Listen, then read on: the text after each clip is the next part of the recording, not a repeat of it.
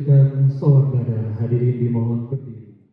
Pemirsa, penutupan Mubes ketiga DPA-PA berjalan sukses tertib yang berlangsung di Banda Aceh beberapa waktu lalu.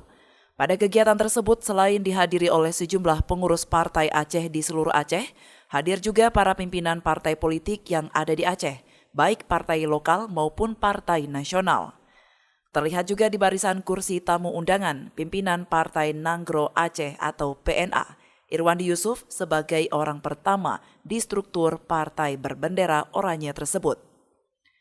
Usai acara penutupan Mubes ketiga Partai Aceh, Tengku Agam terlihat saling menyapa dan berfoto bersama Muzakir Manaf selaku Ketua Umum DPA-PA.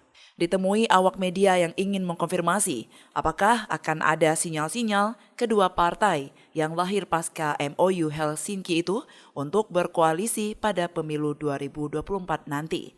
Tengku Agam hanya menjawab singkat. Belum ada yang terus terang. Tapi kalau sinyal baca. Akan berkoalisi nanti di 2024 berarti ya? Mungkin ada calon dari kedua partai yang ingin diusung untuk Aceh 1, Bang. Nanti di Alasannya kenapa nih, Kenapa ingin Bang? bertanding dengan PA lagi? Alasan Dewi dari Dewi. bukan aja. Oh itu. Kita berhasil. Mau mengulang kejayaan. Mengulang kejayaan berarti. Berarti belum ada sinyal-sinyal siapa yang akan diusung ya, Bang ya nanti? Belum tahu itu belum tahu.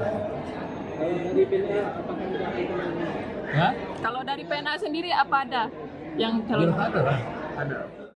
Sejak awal lahirnya, kedua partai tersebut memiliki cita-cita yang sama dalam mewujudkan kesejahteraan rakyat Aceh.